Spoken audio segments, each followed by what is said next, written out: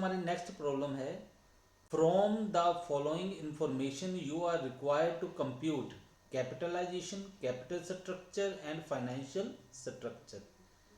तो ये वाले जो आपको न्यूमेरिकल बोला गया करने के लिए, ये जो पॉइंट लिखे गए हैं, इससे आप थ्योरी जो है उसको समझने में भी आपको आसानी रहेगी। तो इस न्यूमेरिकल को अच्छी तरह से आप लोग समझ लेना, ठीक है। तो इसमें आपको दिया हुआ equity share capital ₹10,000, preference share capital ₹5,000, long term loans and debentures ₹2,000, retained earnings ₹6,000, capital surplus ₹500 and current liabilities ₹1,500। चलो इसको सोल्व करते हैं। तो सबसे पहले आप कैपिटलाइजेशन का मीनिंग देखो। कैपिटलाइजेशन होती क्या है? Capitalization is the total amount of securities issued by a company. तो इसका मतलब क्या है कि एक कंपनी जितनी भी सिक्योरिटीज इशू करती है उनकी जो कुल राशि बनती है उसी को हम बोलते हैं कैपिटलाइजेशन। तो इसे हम कैसे कंप्यूट करेंगे? Computation of capitalization. देखो इक्विटी शेयर कैपिटल कितने की इशू की थी? 10,000 की, क्वेश्चन में लिखा हुआ है। प्रेफरेंस शेयर कैपिटल कितने की थी? 5,000 रुपये की, हमने लिख दी। Long term loans and debenture ये कितने थे? 2,000 रुपये के। तो टोटल आ गया 17,000। तो ये जो 17,000 रुपया आया यही अमाउंट ऑफ कैपिटलाइजेशन है, ठीक है। तो ये क्वेश्चन में भी आप चेक कर लो। ये देखो शेयर कैपिटल 10,000 की, प्रेफरेंस शेयर कैपिटल जो है वो 5,000 रुपये की है, long term loans and debenture 2,000 के। तो टोटल कितना बन गया? 10,000, 5,000, 2,000, 17,000 रुपया। तो 17,000 आपके पास आ गया कैपिटलाइजेशन। उसके बाद दूसरा पार्ट आपसे पूछा गया वो है कैपिटल स्ट्रक्चर। तो ये क्या होता है? Capital structure is the proportionate amount of capitalization. ये जो ऊपर आपने कैपिटलाइजेशन पता की है, आपने क्या करना है? इसका अनुपात पता करना है, ठीक है। इसकी जो अनुपातिक राशि है वो कितनी बनती है उसी को हम बोलेंगे कैपिटलाइजेशन, यानी कि कैपिटल स्ट्रक्चर, ठीक है। तो कैपिटलाइजेशन जो आपने पता किया है उसकी अनुपातिक राशि है, उसको आप पता कर लो, उसी को हम बोलेंगे कैपिटल स्ट्रक्चर। तो कैसे पता करना है? Computation of capital structure.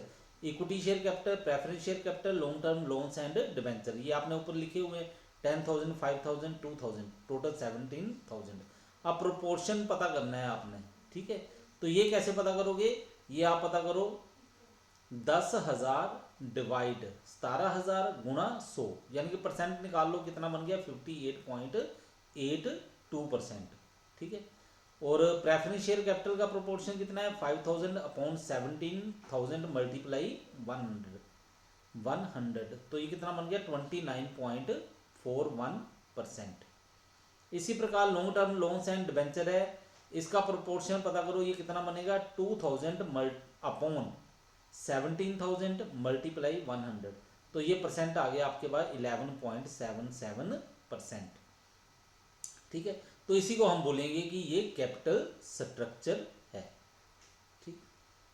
इसके नेक्स्ट है हमारे पास जो पूछा गया वो है फाइनेंशियल स्ट्रक्चर। ये फाइनेंशियल स्ट्रक्चर क्या होता है?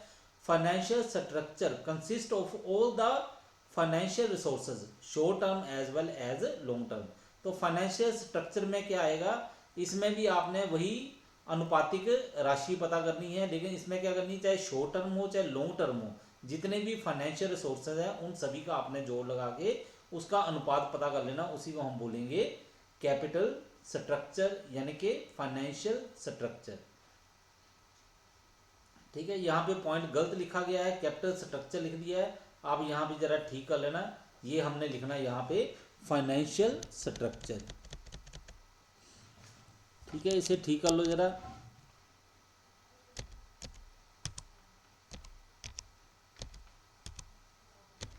ये बन गया हमारे पास कंप्यूटेशन ऑफ फाइनेंशियल स्ट्रक्चर।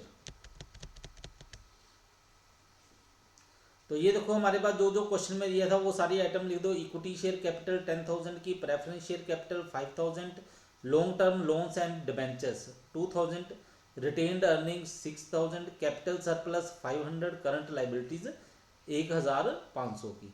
तो इसका परसेंट निकालो, कितना बन जाएगा? 10,000 बटा 25,000 गुणा 100, तो ये आ गया इक्विटी शेयर कैपिटल का 40%। इसी प्रकार बाकी के पता करके देखो, प्रेफरेंस शेयर कैपिटल का बन जाएगा 20%। Long term loans and debenture का इसका कितना बन जाएगा? 2,000 बटा 25,000 गुणा 100, ये बन जाएगा 8%। इसी प्रकार रिटेन्ड अर्निंग्स का देखो ये बन जाएगा 6,000 बटा 25,000 गुणा 100, ये बन गया 24%। कैपिटल सरप्लस कितना आ जाएगा 500 अपॉन 25,000 मल्टीप्लाई 100, ये बन गया 2%। और करंट लाइबिलिटी 1,500 अपॉन 25,000 मल्टीप्लाई 100, तो ये बन जाएगा 6%। ठीक है, तो इसको हम बोलेंगे फाइनेंशियल स्ट्रक्चर। तो ये तीनों मीनिंग आपने अच्छी तरह से समझ लेने हैं। तो पहला पार्ट आपने किया था कैपिटलाइजेशन। कैपिटलाइजेशन में आपने क्या करना है, जो आपने सिक्योरिटीज इशू की हैं वो लिख देनी है। कैपिटल स्ट्रक्चर में आपने क्या करना है, ये जो कैपिटलाइजेशन आपने जो किया है, ठीक है, उसका अनुपातिक राशि जो है वो पता कर लेनी है। उसके बाद तीसरा पार्ट आपके पास क्या था, वो था फाइनेंशियल स्ट्रक्चर। इसमें क्या करना था आपने, चाहे शॉर्ट टर्म हो चाहे लॉन्ग टर्म हो, सभी के सभी फाइनेंशियल रिसोर्सेज जो है उनकी अनुपातिक राशि आपने पता करके बता देनी है।